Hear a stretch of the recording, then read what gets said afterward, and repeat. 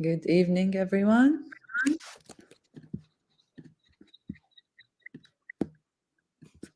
We're having people join us, so we're going to wait for a little bit. My name is Sally Abed. I'm going to be your co-host today. Hi, and my name is Jessica. I'll also be one of your hosts. We'll just wait a few more minutes for more people to join.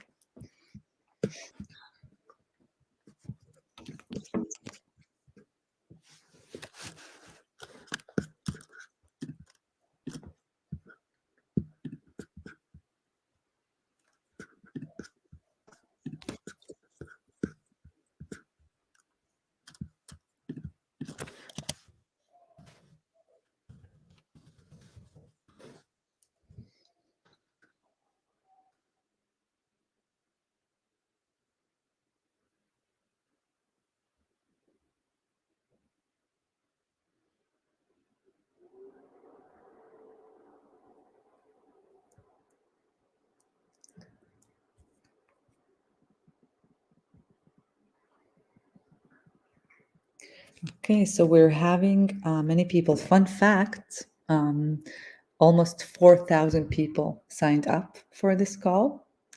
So we're just waiting for people to come in. We see that over 1,000 people have joined us so far. So we're just going to wait for a couple more minutes and then start our program. Thank you again for your patience.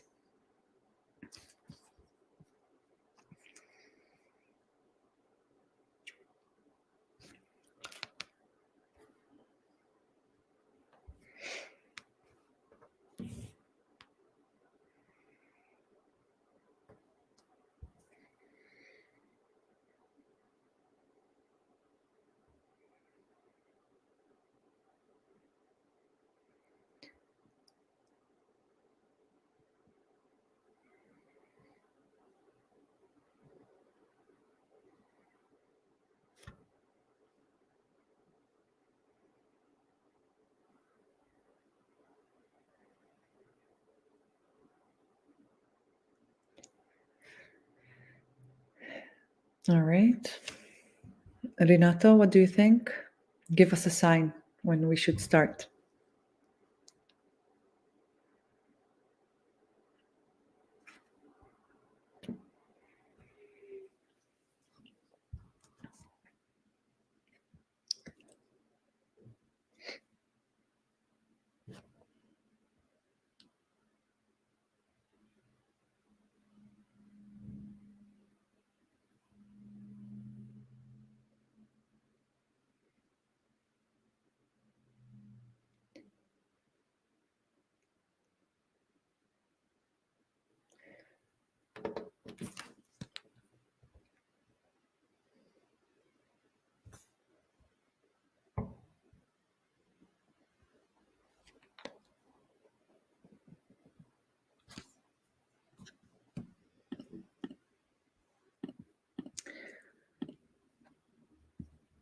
Okay.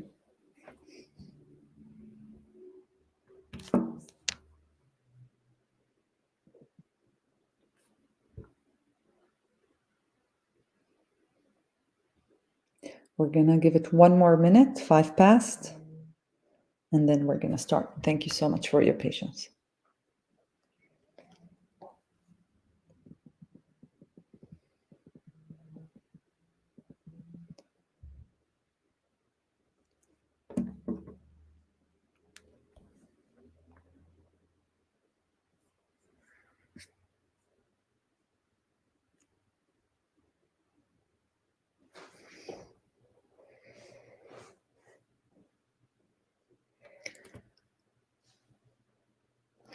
Okay.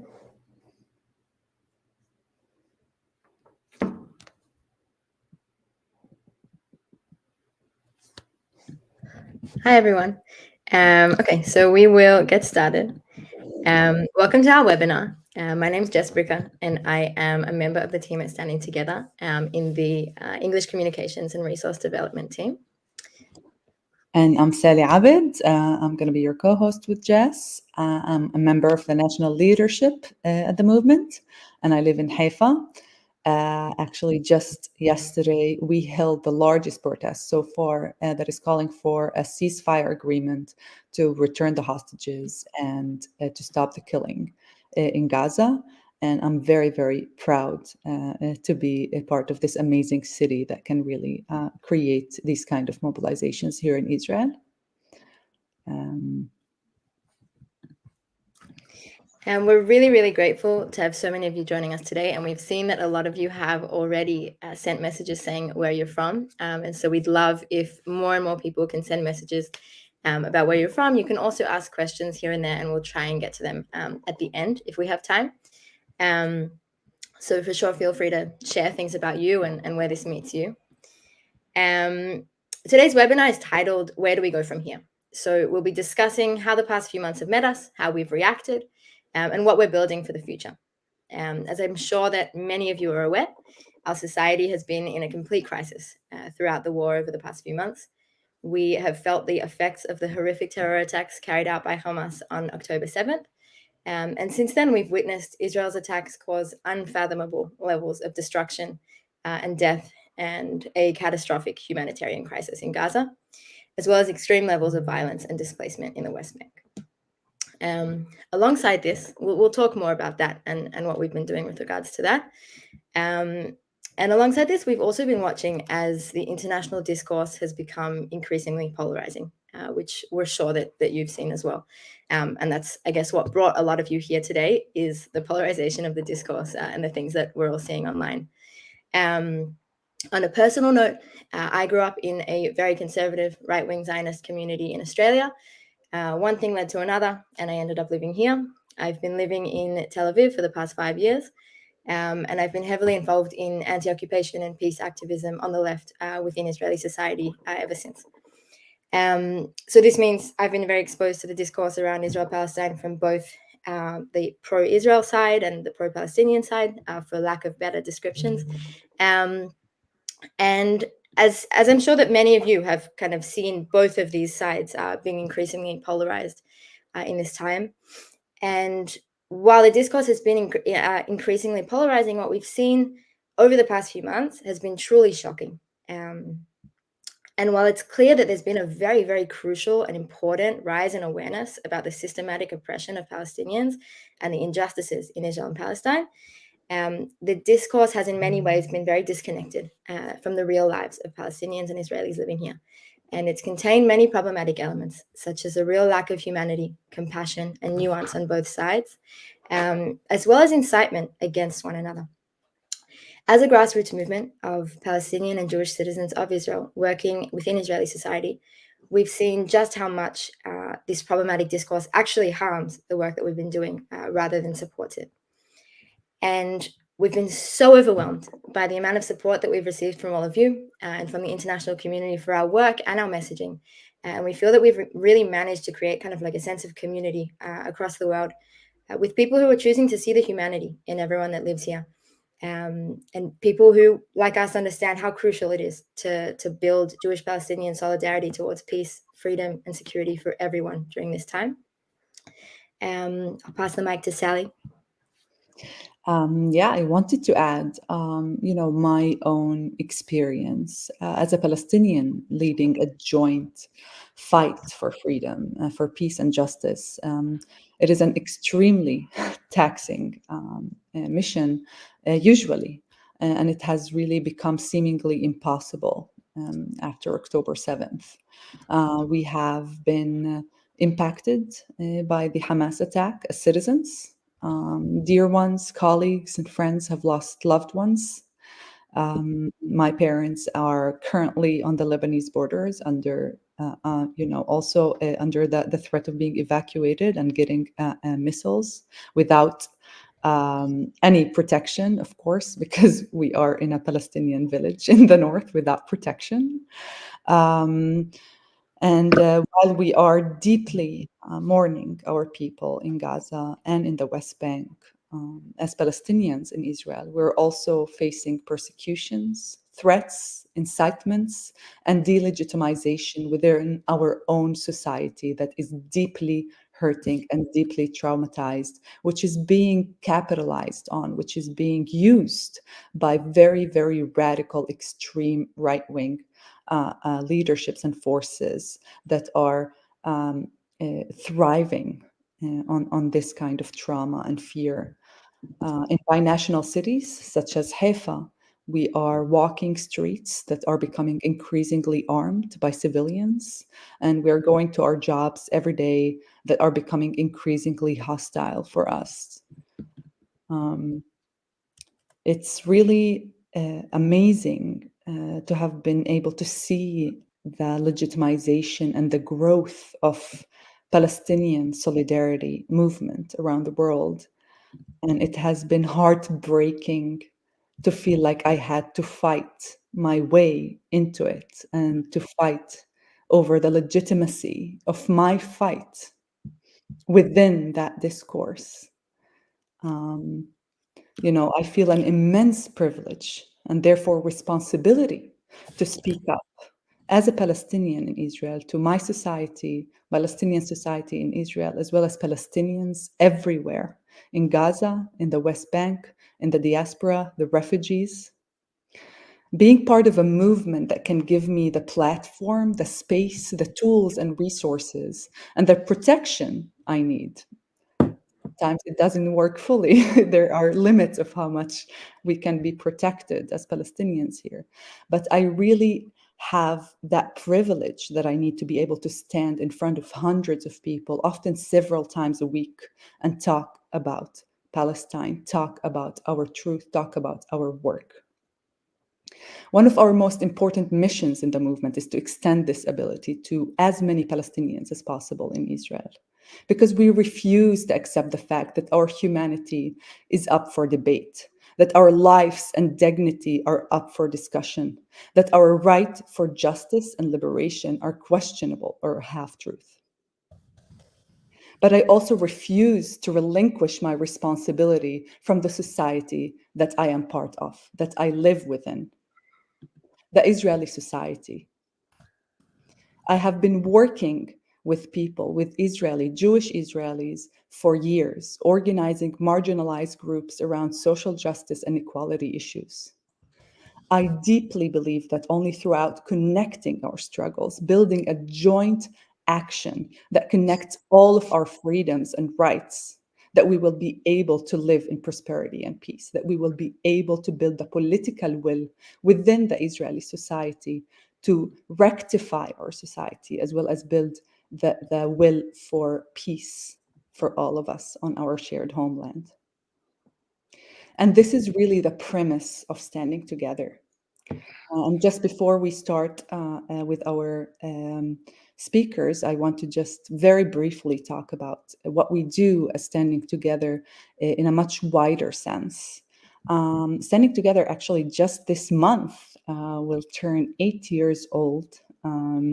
It's a young-ish movement.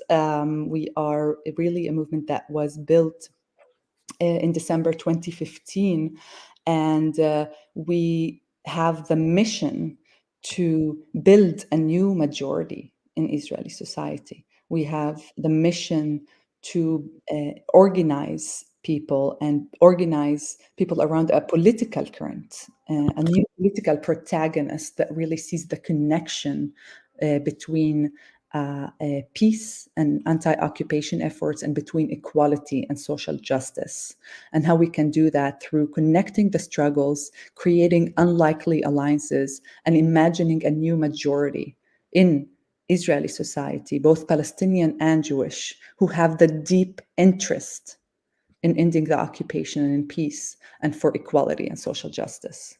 Standing Together is a democratic movement. We have elected leadership, and we are a grassroots movement with over 5,000 members and a base of tens of thousands of people that we mobilize regularly across the country, both on local chapters, local communities, as well as student campuses, which you will hear more about later on. Just your way. While much of our work over the past few months has been about reacting to the war, we're heading towards a new phase of our work. which is picking up the pieces of our society and organizing communities across the country towards long-term solidarity, justice, and peace. So for the past 2 months, it's been very, we're dealing with this crisis and we need solidarity to get through this crisis. And the next phase is, okay, we need to build real lasting solidarity to build a movement that is fighting for justice and peace in this society. And hosting this webinar is super important for us to be able to personally connect with all of you. Your support has meant the world to us, and we really wanted to give you an insight into what we do, as well as provide some hope in these dark times, and not just through, newsletters and social media, but also kind of talking personally with you. Today, you'll hear about the reality on the ground, and you'll meet activists from our solidarity networks and our student chapters to hear about what their work has been like for the past few months and what their experiences have been. It's important to add that this event is also a fundraising event, as we're currently working to become more crowdfunded than we've ever been, in order for our grassroots work to be supported primarily from our community of supporters. And so throughout the webinar, there will be 2 QR codes on the screen. You can see them here at the bottom. One is to make a one-time donation, and one is to become a friend of Standing Together. Basically, Friends of Standing Together is a new initiative where you can become a monthly sustaining member supporting our long-term work, as well as you'll be invited to specific events and conversations with us, specifically for the Friends of community. The Friends of Standing Together community is specifically important for us because our work is grassroots and because it's really long-term work. And so while there are crises like this that we also need support with, we're going to need support for the long term because we obviously have a lot of work ahead of us, as you can imagine. So without further ado, I'd like to introduce Rula Daoud and Alon Lee Green. I believe that Rula is having some technical problems, so Alon Lee will begin.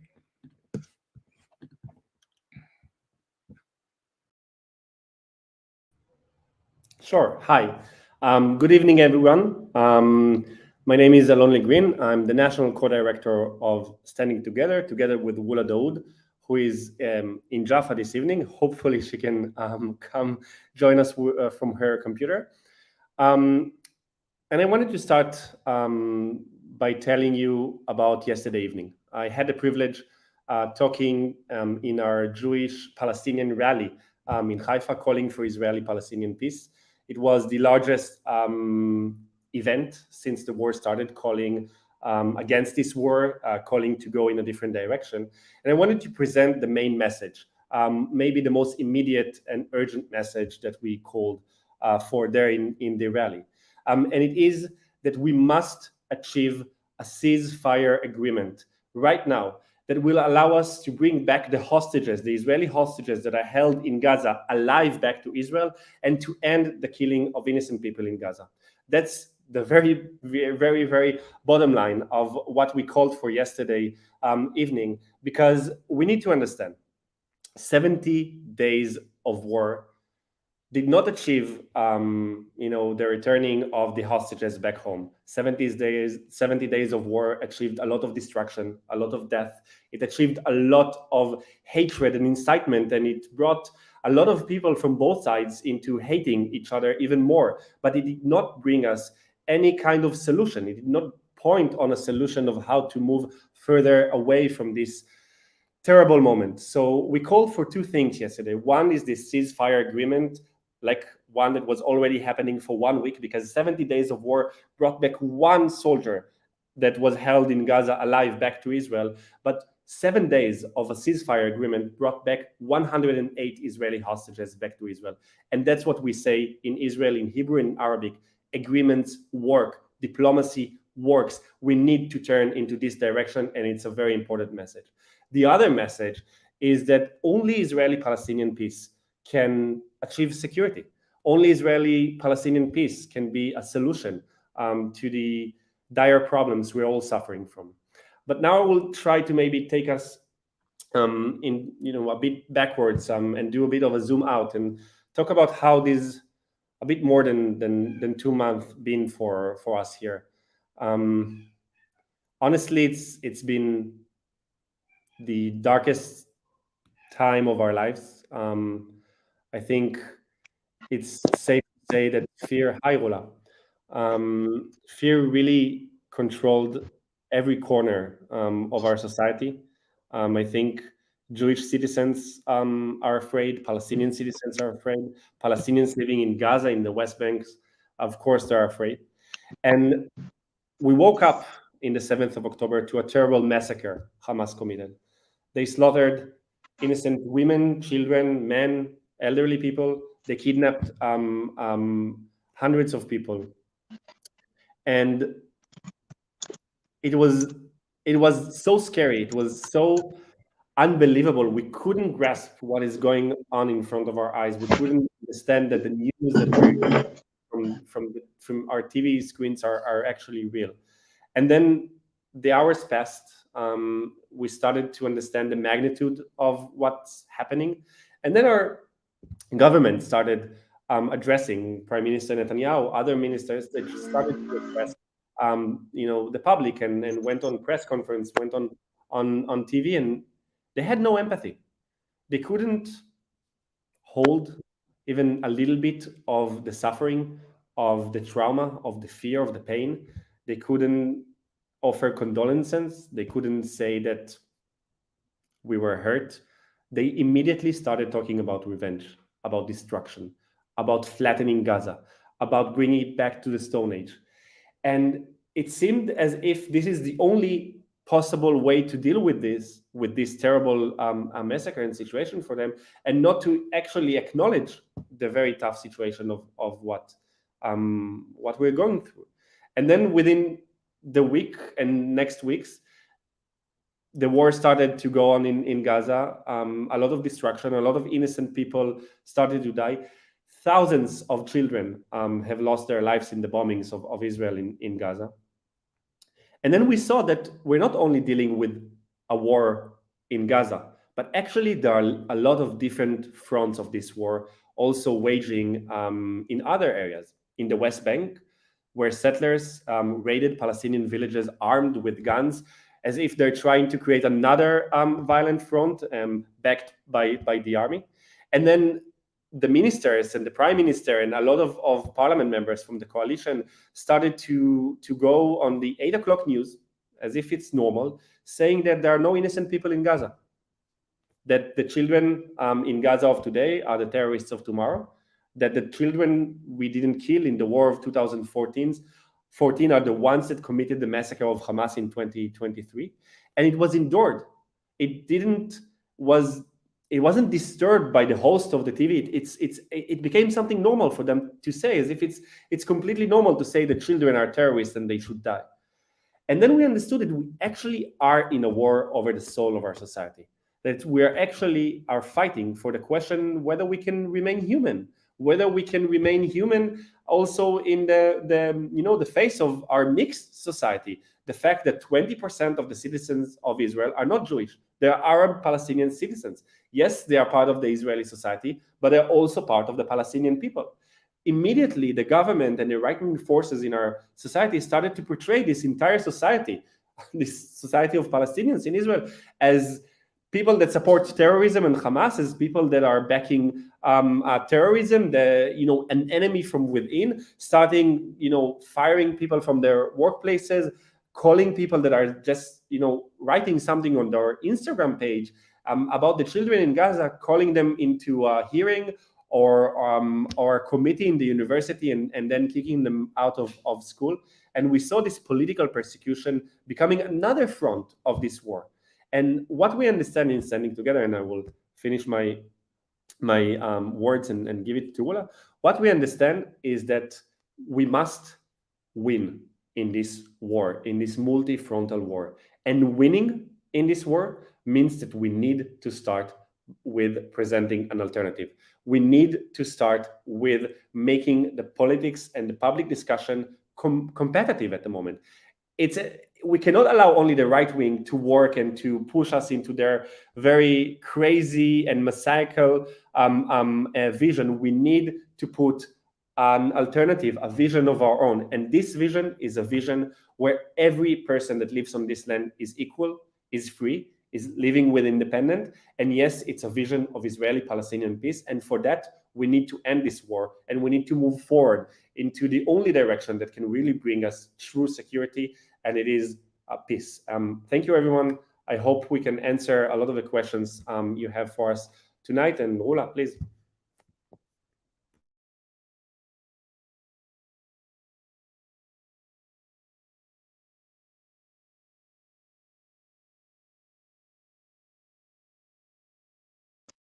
I hope you can hear me. I'm having a bit, can you hear me? Yes.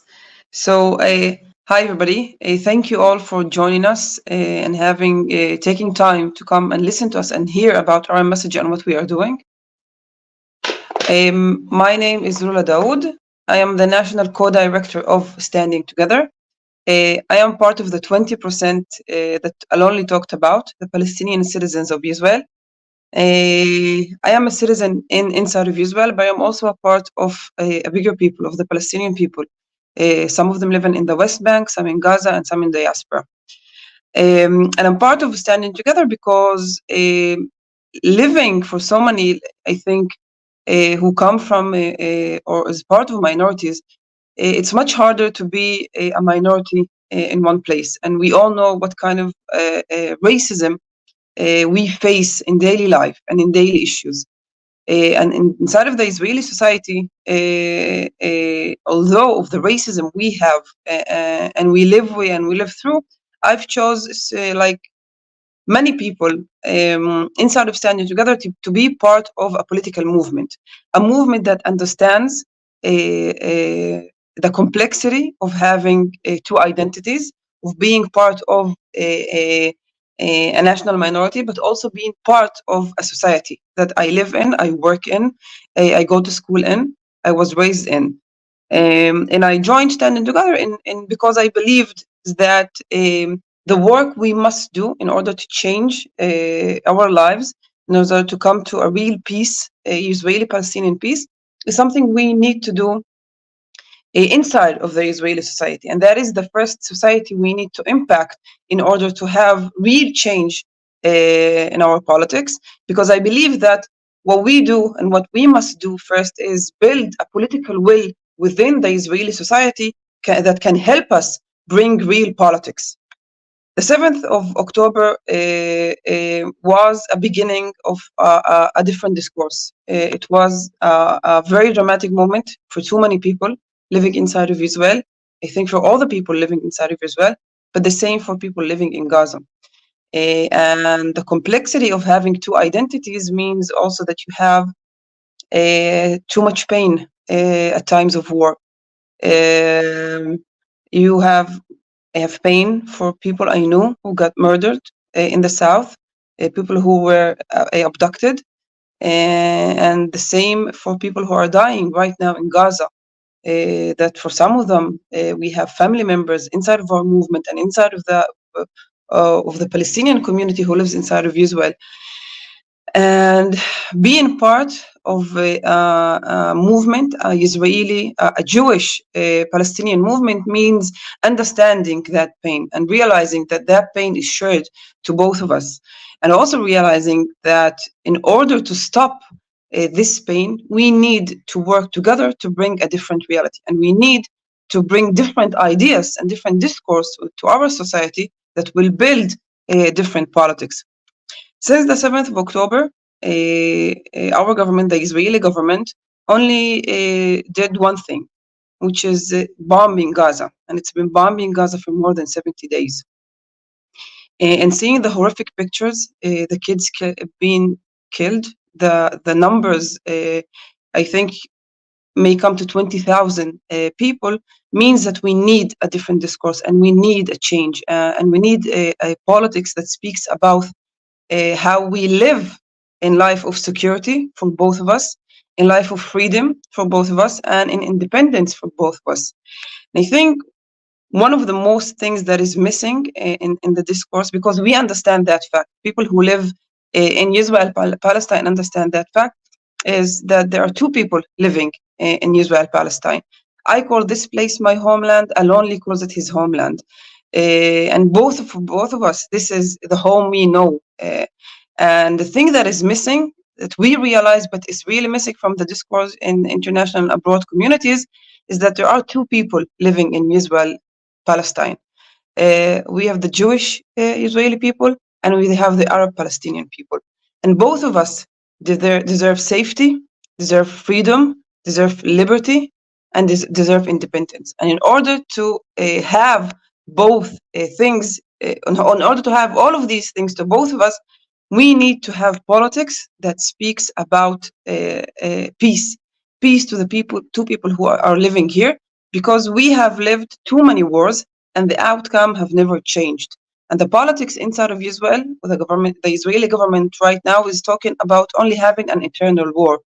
And our message is a different message. We want to bring the Israeli government a competition.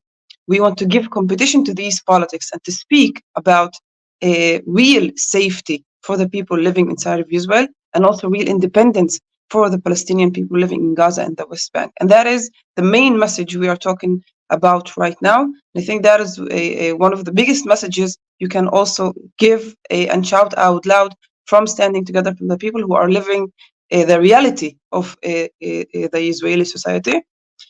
And I think now we're going to head to Alonli.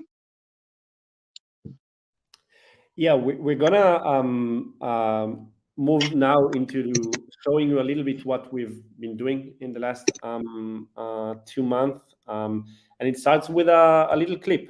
So maybe we hit play.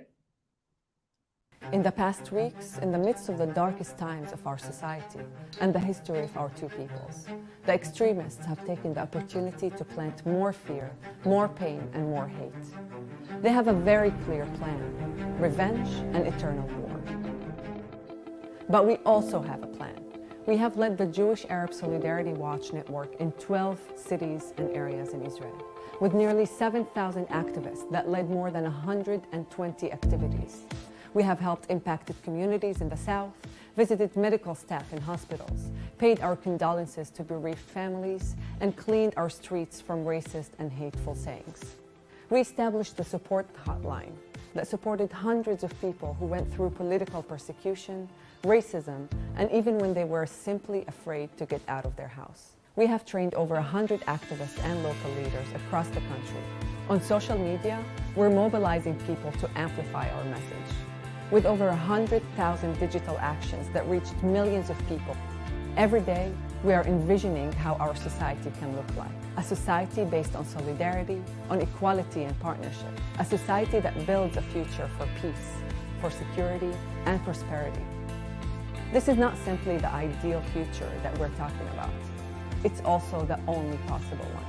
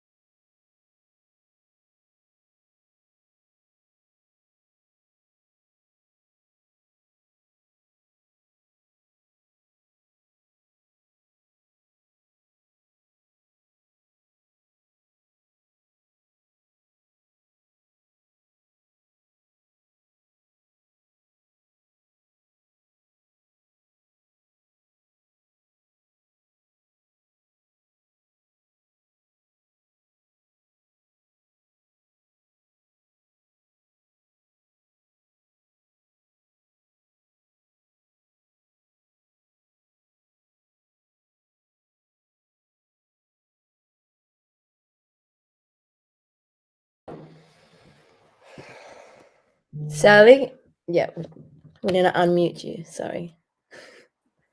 Oh, sorry about that.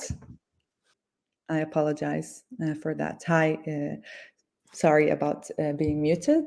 The reason we were able to react so quickly to have this emergency response on October 8th was really the fact that we have been building an organizational infrastructure, that we have had an existing communities across the country with local leaders that have been trained for community organizing and to recruit people. We are very, very grateful to have been able to do that so quickly. We understood from the very beginning that our role, our very immediate role, was to de-escalate the situation.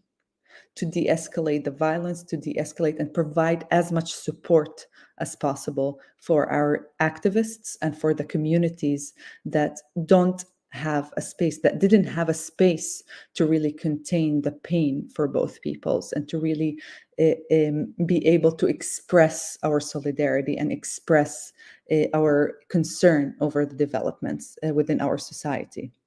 You will hear right now from Manar and Oded. Both are activists and leaders who are leading the solidarity networks both in Haifa and in the Northern Triangle area within the movement. And I'm happy to present them so they can tell you more about their experience within the last 2 months.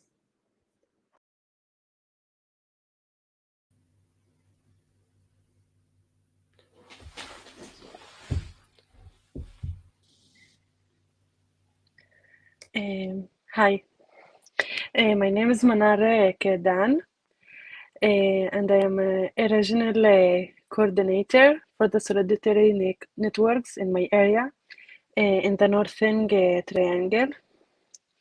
Where I live, we immediately noticed the calls for intensement to violence between Palestinians and Jews, and the urgent need for people to have a positive and healthy relationships with one another.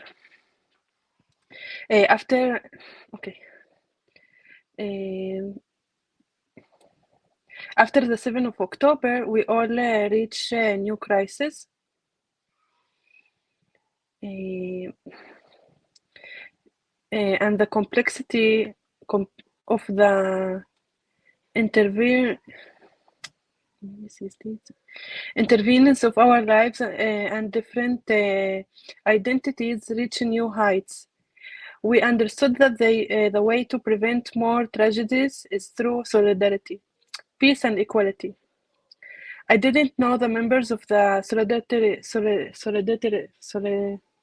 Solidarity Guards before, even some who were from my area and my town. The first meeting that we organized was the beginning of the war, and I was petrified for 2 weeks. I was sitting at home and I didn't exit my house. I was so afraid to leave the house, and even going to the supermarket or visit my family would make my heart rate rise. I couldn't breathe, and I was in a state of anxiety. So going to a park in a neighborhood city and sitting with people I don't know forced me out of my comfort zone. I am so happy that I did that. It healed my hard feelings, and from there, the connection between the amazing people and our solidarity guard began. We started meetings, acting, and expressing our thoughts and feelings together. Our bond is getting stronger, and the feeling that we are all doomed in no longer just a feeling that I have to feel on my own. After each activity and meeting, I received messages from the member guards about how good it was for them and how much the conversation we had together enriched them. There is a sense that every meeting, people move motivation to keep working towards partnership. Solidarity and peace grows. For example, I want to tell you about what we did last week. Last Friday, we collected donations and brought groceries for families in need. There were 10 of us who came to pack everything in boxes. And we worked together for about 6 hours. For people who we don't know, the families that are in need, we don't know them, and we didn't meet them before. And in Fridays, we usually rest with our families and children at home. But we decided to give this special day of the week to the people that we don't know them. So what moved me was that all of the activities, the activists who came were filled with happiness and energy and love, because we had the ability to dedicate this time work to provide food and household necessaries to people who need it. When the war started, as I said, I was full of anxiety and fear. Through each action that we have done as the Solidarity Guard, that hope for the future and motivation to continue to build our solidarity in our communities. Oded. Hello everyone, I'm Oded. I'm a community and political organizer in Standing Together and a member of the movement leadership. I live in Haifa, which is a mixed city where Jews and Arabs live together, and the 7th of October was a huge blow to us. Fear was not part of our reality before the 7th, but now it began to be felt and the violence reached to Haifa too. I'm also a student at Haifa University, and a few days after the 7th, my university began to expel Arab students because of activity on social media without due process. The rector of the university wrote a letter against lecturers who opposed the decision, and it was very clear that Arabs at Haifa University did not have partners willing to back them up. Our rule in Haifa became very clear: to offer options for partnership and solidarity between Arab and Jews. We established a Jewish-Arab solidarity guard in Haifa, as well as 11 other areas across the country, and an emergency hotline in Hebrew and Arabic that help people suffering from racism and violence. The hotline offers advice as well as connection to legal and emotional help for those who need it. It connects people to a large network of solidarity guards with thousands of volunteers. I want to tell you one story of someone that came to us through the hotline. It was around 2 weeks after the 7th of October, and she contacted the hotline through the student union of Sapir College. She told us about a Bedouin student who had a rocket from Gaza fall on her house and on her laptop inside. Following, she and her family were in a shelter where 20 people were sheltered in one room without condition to cook. Besides the difficult condition and the lack of food, this student feared that without a laptop, she wouldn't be able to return to her studies, which are her gateway into a better life. Within 24 hours, the Solidarity Guard in Haifa founded money for food, and the Be'er Sheva Guard delivered the food to her family. We continue provide them with food until their condition improved, and eventually managed to secure a donation and get her a new laptop. This is just one story, but over the past 2 months, we had the chance to experience many like it. And it's clear to all of us that despite how bad things are, there are thousands of people here who do believe in Jewish-Arab partnership and are ready to act. We know that we must have solidarity, but it's not enough. Yesterday, we had a demonstration here in Haifa to promote peace. Our message was clear: there will be no security without peace. The voice must be a contra for the extreme right. We were 300 people demonstrator. This is not a large number, but it is the largest demonstration for peace that was held since the war began.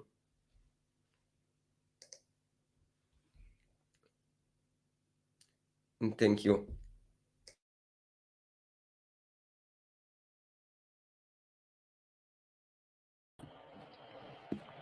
Hi.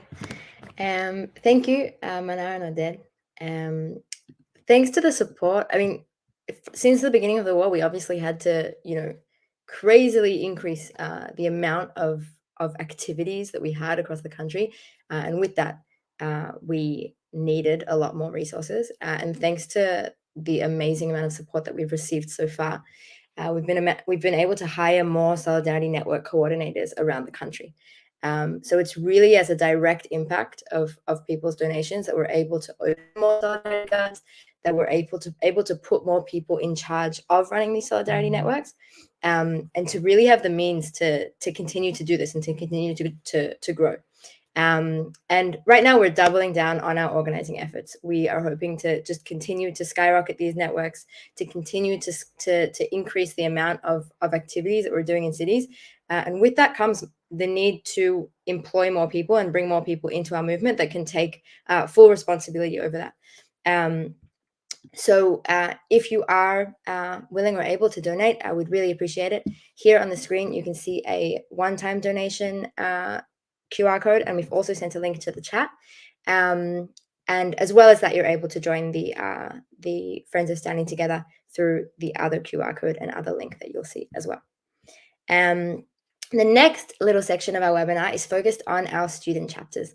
So a really important context about Israeli society is that the Israeli school system, school as in like elementary school and high school, is separated into 4 systems, separated into state secular, state religious, independent religious, and Arab, as well as private schools.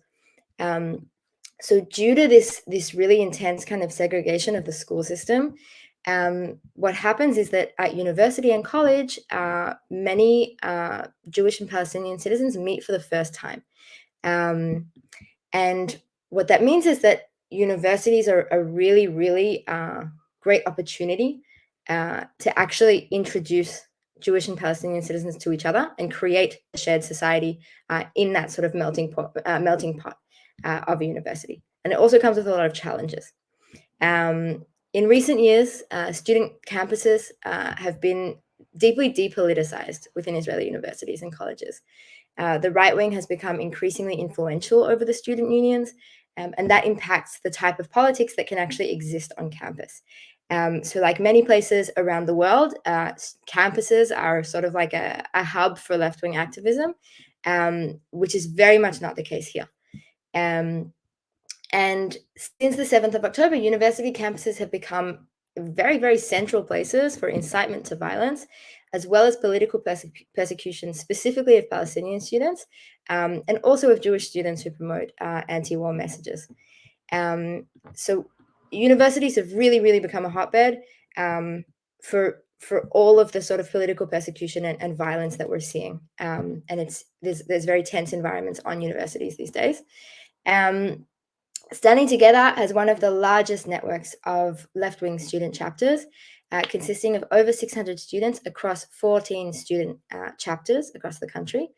And our student chapters have become hubs of solidarity, partnership, and de-escalation on campus. We are currently gearing up for our Campus for All campaign. Essentially, the school year has been delayed. So while there are people that are already in degrees or live on campus, the academic year is yet to start at most universities. And we're gearing up for our campaign, which is called Campus for All, which aims to create a really, really strong network of Palestinian and Jewish students across the country, providing students with the tools that they need in order to fight racism, violence, and incitement on campus and organize towards solidarity and left-wing politicization of campuses. So this involves having training sessions, having seminars, where we essentially create new leaderships on campus of people that are really able to organize the students around them and work to politicize their campuses towards progressive politics. So I'd like to invite Aya and Nohar from our student chapters to tell us about their experiences in the student chapters so far.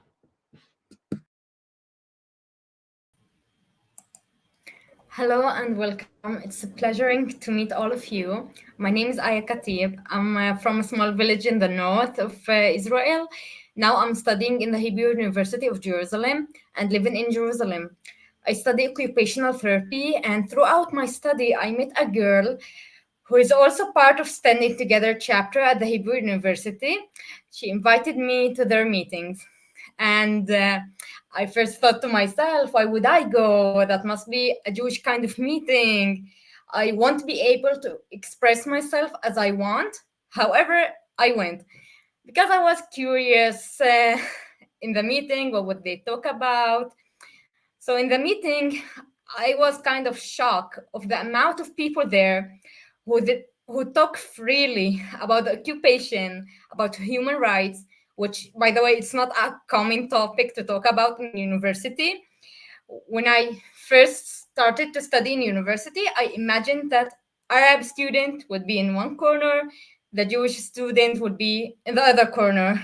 And suddenly I saw them all together talking and eating and doing a meetings, and that gave me the push to keep coming to their meetings, and I started joining their activities.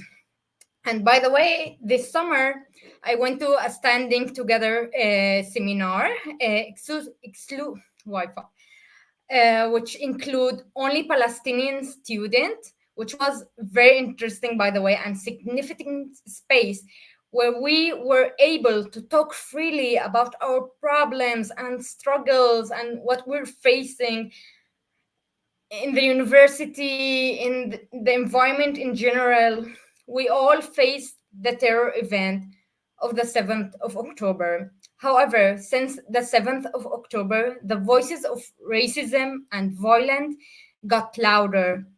The university, along with the rest of public space in the society, became a new war zone, and there were no place left for hope. Nevertheless, Standing Together said otherwise and began to work to bring light to the darkness. I was exposed to the different meetings Standing Together held all over the country for Jewish and Arab to have safe space to express their concern about the war, supporting different organizations to help families with crop and support people in need to help them. At the end of the day, we are the ones who live here. We're not going anywhere. We all will be always here. It's our place. So we need to be able to face these struggles alongside each other. Some people like to think that peace is not the way out, but either is war. War is killing us. It never led us to safe place. So maybe start thinking about other solution like peace and being together. Thank you. Thank you, Haya. So, hello everyone. My name is Noah. I am a student at the Technion University in Haifa, and I feel honored to be here today and share this story with you from my perspective. In the week following October 7th, when the extent of the atrocity committed by Hamas was still being discovered, some extremist Jewish students began to track and follow Arabs on social media with one goal in mind: to find proof that those students were terrorists or support terror. In the minds of those students, all Arabs are terrorists, and it's their job to prove it. These voices grew, and the atmosphere in the Technion became more and more hostile toward Arab students. There were even people who called for other Jewish students to come to campus with weapons to intimidate Arab students. In the following days and weeks, the violence against Arabs on campus got more and more intense, affecting every level of authority in the Technion. The management stated that they are against racism and violence on both sides, but they acted to only punish Arab students. They began to persecute Arab students and staff for sharing specific posts on Instagram, but not Jewish students who called for the extermination of the Palestinian people. A lot of Arab students went overseas or went to stay off campus, and some discontinued their studies at the Technion and went to study elsewhere. The calls for persecution of Arab students continued to grow, with the Student Union demanding just 2 weeks ago that punishment for Arab students should be made worse. For example, for pushing for a like on a post to be considered support of terror and be grounds for exposure. In the face of all this, I initially remained silent, afraid to express myself and get hurt, and afraid to protect my friends. But it became increasingly crucial to raise a different voice. Finally, we gathered some friends and started a Standing Together chapter at the Technion. The Technion doesn't allow us to meet on campus and constantly fight against our existence, but we have continued to hold meetings, lectures, and discussion circles centered around solidarity, mutual recognition, and peace.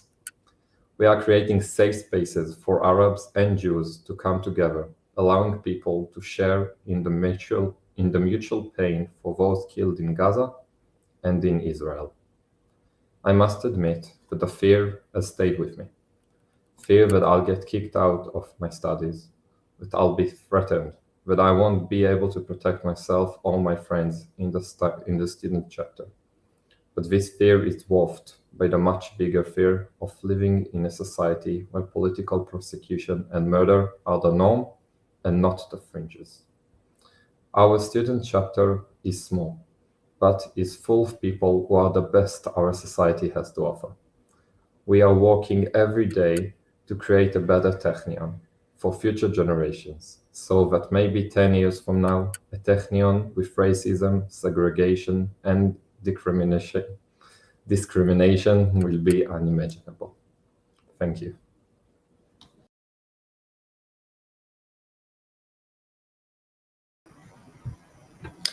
Hi, everybody.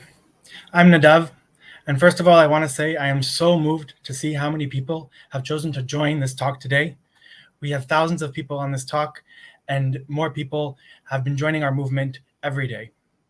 I'm the community organizer for Standing Together's Tel Aviv Yafo chapter, and I'm also part of the movement's elected leadership. And I want to invite you to join our new global community, Friends of Standing Together. First, I want to tell you a little bit more about how I joined Standing Together. I used to work in tech. I was a product manager for a high-tech company. But after the last general elections in Israel, I realized I have to do much more to make sure we have a real good future here. So I went to a Standing Together gathering at the Tel Aviv University chapter that we have in Tel Aviv University. I immediately connected with the movement, the messaging, the wonderful group of people. I can't stress enough, the most wonderful group of people I've ever met. And the strategy that the movement has to win, to create change, to create actual change in society. And I also saw how this strategy works in real life. When I was part of a fight of the Tel Aviv University chapter to stop the eviction of a dormitory building. And we fought together, Jewish and Arab students, and we managed to stop the eviction. I saw how Standing Together strategy works. When Jews and Arabs come together and fight for what's in both of their interests, it works. This is our model. Change happens when people are organized to take collective action together. We aren't an organization based on a few celebrities, and we are also not an organization backed by a few billionaires. We are supported by thousands of members who contribute a monthly sum of their choice to the movement. In Israel, we have 5,000 of these members. And now we have opened up a new program for international supporters, and we call this Friends of Standing Together. Friends of Standing Together are part of our larger global community, which are raising the voice of peace and equality and solidarity across the world. This is so important at this time that we see global discussion just being completely polarized. People are having to choose sides, right? Completely be on the side with Israel or completely be on the side with Palestine. What does that mean for the other side? So we say, no, we can choose the side of peace. We can choose the side of peace. And at this time, that's why our global community is so important. Friends of Standing Together also contribute monthly sums of their choice to the movement. This enables us to achieve real financial stability, to create real change over time. Because as we said in the beginning, Stand Together was not founded yesterday. We were founded 8 years ago because we saw people who founded Stand Together saw the kind of crisis that was already unfolding here, and now we see it happen even more. But we're not stopping here. We have to continue going to make the change. And it's not just this one event, this war, it's actually moving forward and creating change over the long run. And Friends of Standing Together and monthly contributions allow us to have the financial stability to adapt to changing society and to actually make real change over time. Look, we're in it for the long haul, and we're inviting you to join our mission and our journey. Friends of Standing Together also get access to special exclusive conversations with Standing Together's leadership. We want to expand the conversation to be global. And they also receive guidance on how to organize local activities in their communities, because we want to spread this message even further. Look, we are at one of the most pivotal moments in the history of this land, in the history of the people living here, in Israeli society and in Israeli Palestinian relations. The coming days and months and years will determine whether we go down the path of endless war or whether we will follow the path of peace and solidarity and equality. But getting to the latter outcome won't just magically happen. We all need to be part of this change. We all need to work towards it. And that's why I invite you to join us, join our movement, join our global program, Friends of Standing Together, because this is how change happens. I am so moved to see all the number of people on this webinar. It is really just amazing. And I have to tell you, if everybody on this webinar chose to join Standing Together, you have no idea what this impact would be. We will be able to open up new areas of our operation in corners of the country that we aren't even operating yet at all, that people haven't been exposed to our messaging and they haven't been invited to join yet.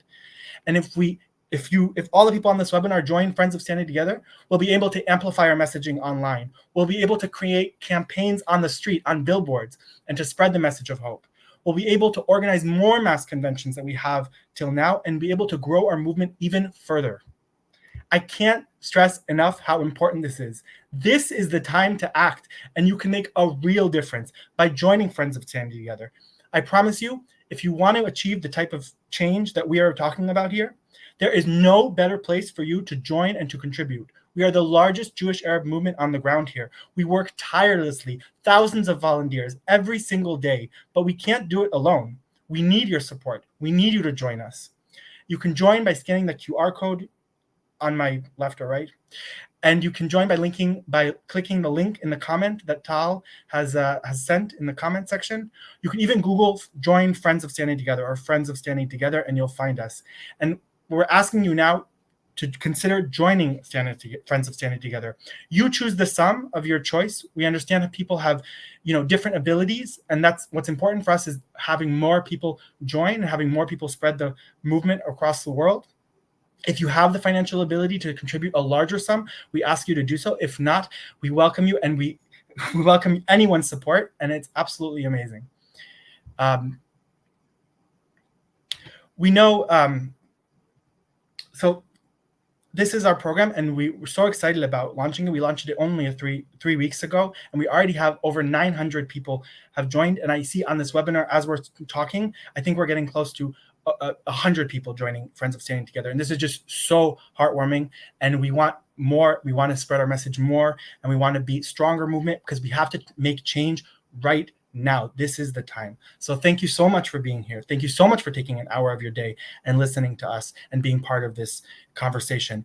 And thank you so much for being here and amplifying the voice of peace and equality. And thank you.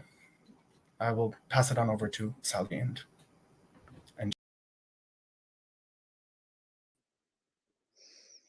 Thank you so much, Nadav. Thank you, Rula, Alonli, Manar, Oded, Aya, Nohar, and Jess, and Nadav. Really amazing. I feel so privileged every day to work with such amazing people, such a clear vision that we are working towards, a vision that is extremely hard to keep. We work a lot on political imagination and holding what our society could look like, what our homeland could look like, what our future can look like.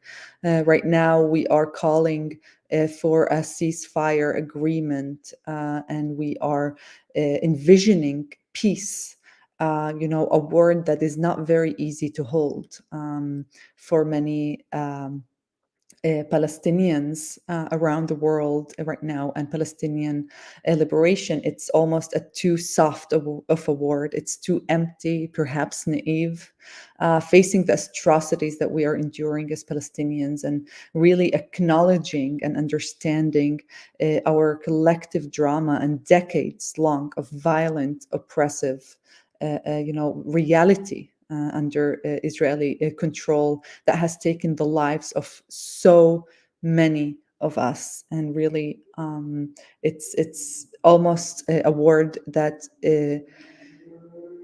doesn't begin to really acknowledge that. And from the other side, we see a lot of people who call peace something that is unachievable, that there is no partner on either side for that. And that's our job. Our job is to create the political will, leaders that actually can create this kind of reality for us and that can advance this kind of reality for us. And when we talk about leaderships, we take responsibility over the Israeli leadership and the Israeli society to do that, given the control and the power dynamic and the power differential that the Israeli society has, to be able to have intentions, to have intentional efforts and intentional moves, intentional leaderships towards peace and towards ending the reality where there is control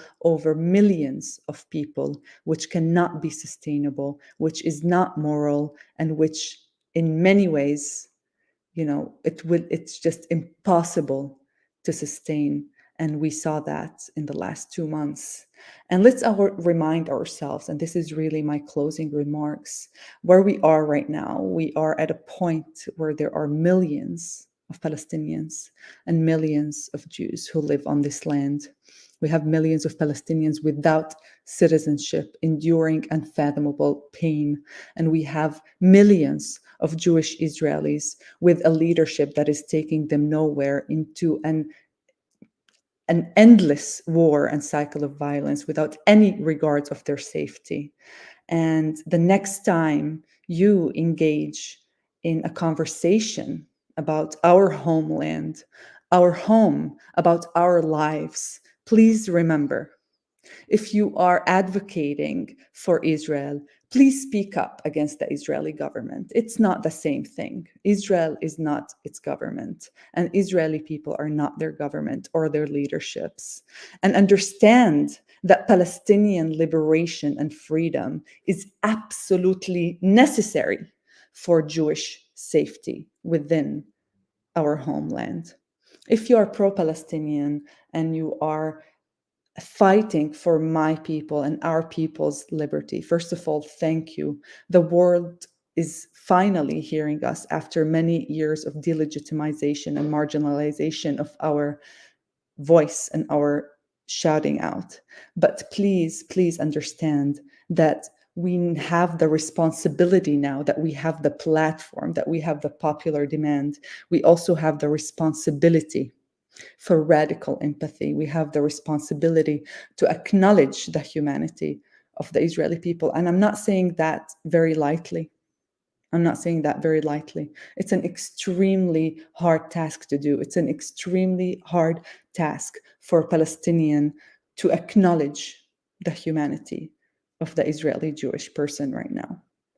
But it is absolutely necessary in order for us to really move forward and really build not the two sides, but two people on one side fighting for a shared future and a shared fate. And we need to start doing that with our liberation movement. We need to start also acknowledging efforts like ours, people within the Israeli society, both Palestinian and Jewish, who are trying to build this reality for us, for all of us. And we really, really, really want to do that. We are determined, we are relentless, we are chronically optimistic. We are chronically optimistic, and we will not let this go. Fighting for peace is not a beautiful word. It's fighting over our lives, fighting over our future, which looks very, very bleak right now. We are not trying to give you a very positive, lovey-dovey experience here. What you have here today are literally us fighting for our lives, fighting for our space to be safe, not to be beaten up, not to be arrested, not to be lived in this perpetual war and perpetual racist, divided society, and really fight for the soul of the people that we live with. And the next time, again, you engage in any conversation, ask yourself, who are you trying to convince and what are you trying to convince them? What is our mission? And our mission right now is to stop the bloodshed. Our mission right now is to stop the bloodshed and not be absolutely righteous and not engage in these perpetual narrative wars. There are truths. There are absolute truths that happened historically. They are not what is going to construct an actual practical solution to stop the bloodshed right now. To stop the bloodshed towards getting to a place where we can actually envision justice, historic justice, reconciliation, and healing for both peoples. And until then, we need to stop the bloodshed. We need to demand a ceasefire agreement, to release the hostages, to stop the killing, and move towards ending the occupation and for Israeli-Palestinian peace. And that's what we're going to continue to do here at Standing Together for the years to come. And we thank you so much. We are so grateful for your support. We are so grateful that you are listening to us and that you're amplifying our voices. Many people asked if this is going to be recorded. It will be recorded. It's going to be on YouTube. We're going to send the link to everyone who registered, so you'll be able to share it forward. And thank you so much for all of you. We are so grateful. Masal khair, tisba ala khair, and really thank you. Have a wonderful day.